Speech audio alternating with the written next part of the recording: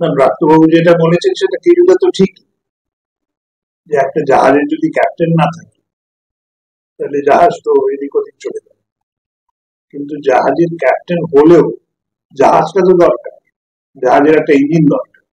সুতরাং একটা বিশ্ববিদ্যালয়ে যদি, আমি তো কি বলবো, আমি কিছুদিন তো মাস্টারি করেছি, বহু বিশ্ববিদ্যালয়ে দেখেছি, একটা বিশ্ববিদ্যালয়ে যেখানে কোনো ক্লাসরুম নেই, যেখানে অধ্যাপকদের বসার জায়গা নেই, একটা লাইব্রেরি, লেখাপড়া তো একটু একটু করেছি, লেখাপড়া করতে গেলে তো একটা ক্লাস লাগবে, যেখানে মাস্টাররা আমাকে পড়াবে, যেখানে লাইব্রেরিতে যাবো, যে বই পড়বো।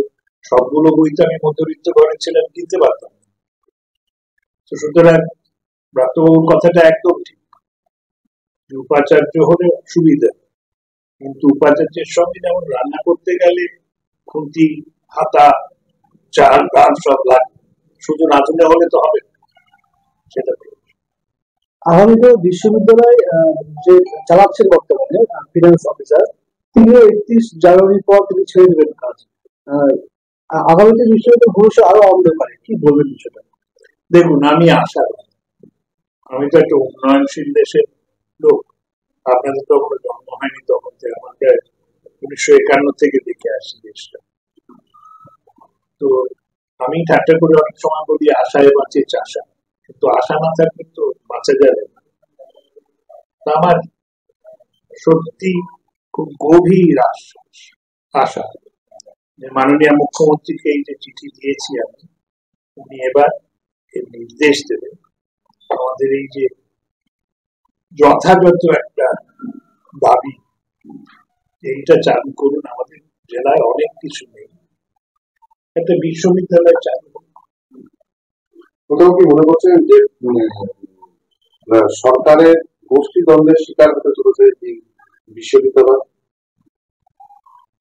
দেখুন, এইটা আমি নোংরা খুঁজি, তো আমি সুষ্ঠু রাজনীতি করি, কুৎসা রটাই না, নিন্দে করি না। একটা গোষ্ঠী থাকলে দ্বন্দ্ব তো হবে, বাড়িতেও তো স্বামী স্ত্রীর মধ্যেও মাঝে মধ্যে মনোমালিন্য।